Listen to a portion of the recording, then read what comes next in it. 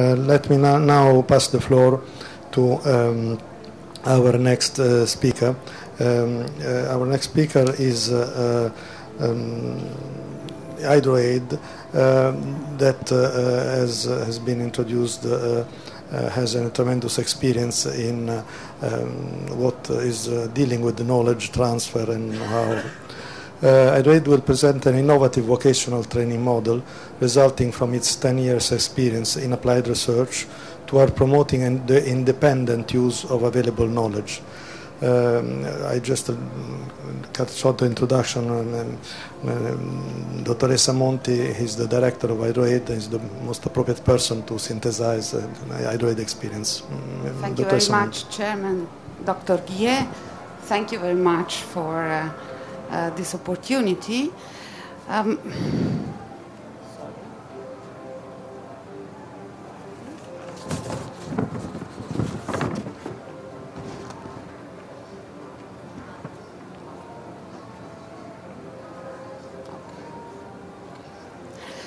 So the technology allows us to think about marvelous projects like the project of some cities in areas where people has ever lived permanently at least, and to think about the water needs, the energy needs, while on the other side we assist to some primitive way of life, but this way of life are also permeated by some modern technologies like communication. And this is communication reach even the most remote areas in some developing countries. So we can say that the world has already changed. We're not assisting to some changing. We estimate that around 1.8 billion of users already communicate, and information technology is the engine for the globalization.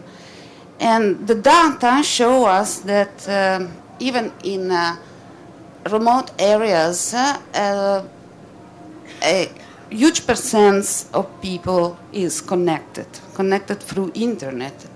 It's around 9% in Africa and around 20% in Asia. Consider that Asia is the almost 60% of the population of the world is concentrated. So information technology reduce, of course, communication cost and break down geographical borders. So they are bound to speed up the global diffusion of knowledge.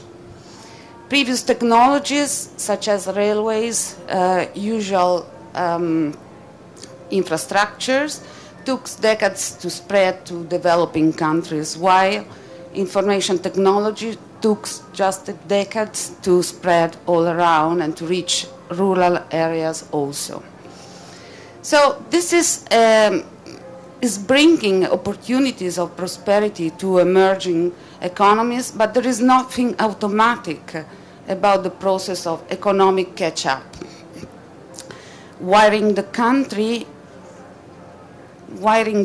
is only the beginning. Information technology is not a panacea that allows governments to avoid doing all the hard stuff to set up an efficient governance and a competitive market. Indeed, information technology makes it even more important for governments to do all these basic things because it increases the rewards for doing so. Moreover, information technology is an instrument for democracy and participation. It's also an instrument for development, but of course it's not enough. There are some intrinsic limits concerning information technology. First of all, it should be checked for accuracy. Consider that everyone can put something on the web. It's instantaneous.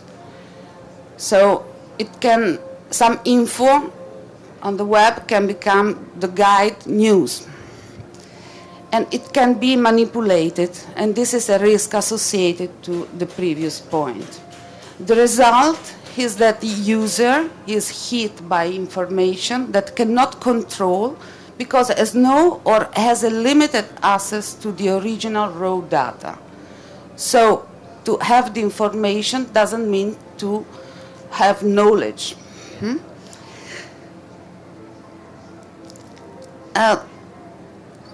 So the phases through which you pass from data, information, to knowledge and understanding, of course, which is essential for taking decision, pass through a series of steps, like collecting, organizing, summarizing, analyzing, synthesizing, and of course passing through decision making. And some of these steps needs education.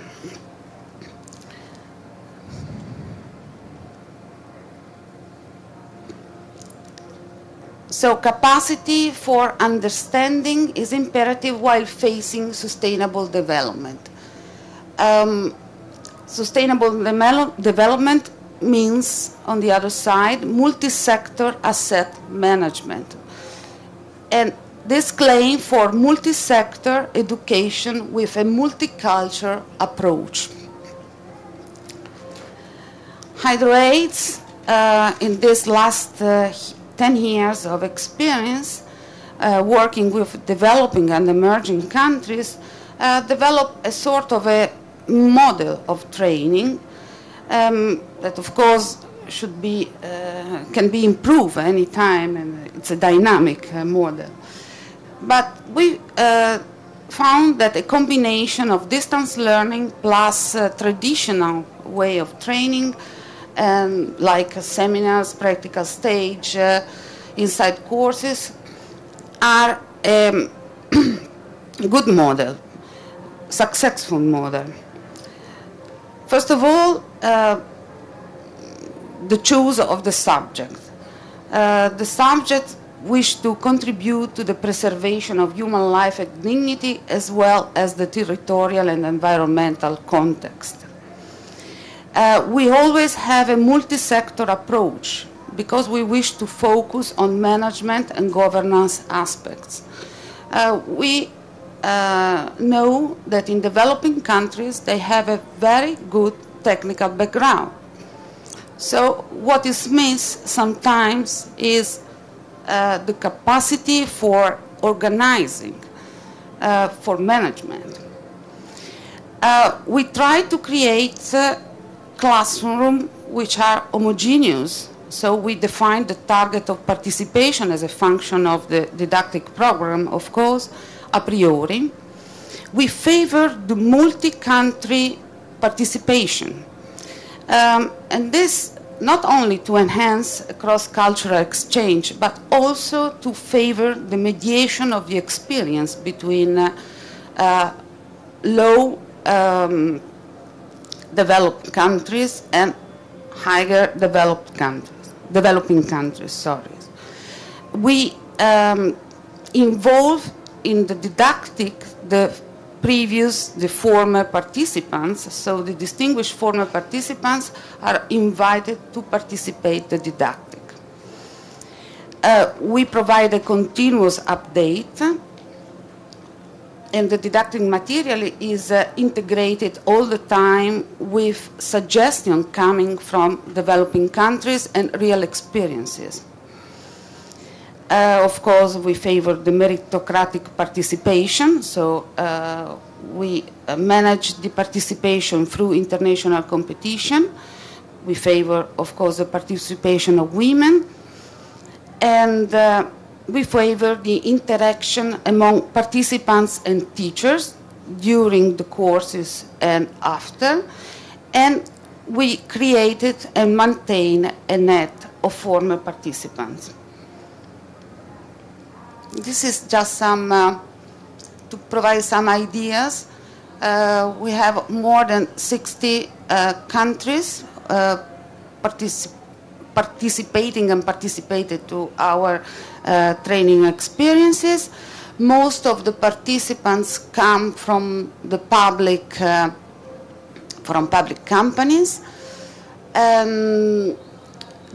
concerning the professional distribution, most of them are employees, technicians, high-rank technicians in the public bodies. Why a net? First of all, because the problem of development, such as water and sanitation, which are our target, is global and multidisciplinary. Why cultural? To orient a common strategy versus a common goal, to improve the quality of life of the population and to offer perspective of development to save the environment. A common goal doesn't imply the adoption of standard solutions. Each single case must be considered in its own peculiarity, and this approach can be faced only locally. To get out from sectorial scheme and to draw experience from other sectors, coordination in achieving the same goal is essential. In fact, we have to remember that in complex problems, the solution is never unique. Our net has already reached almost 1,000 of alumni, and I leave you the website address if you want to inquire more about Hydrate and the associate member and, of course, the partner that collaborate to our activities. Thank you very much. Thank you, Dr. Thank you, Dr. Monti, for a very clear illustration of many, many years of experience and encouraging indication of the range of results that you are accruing.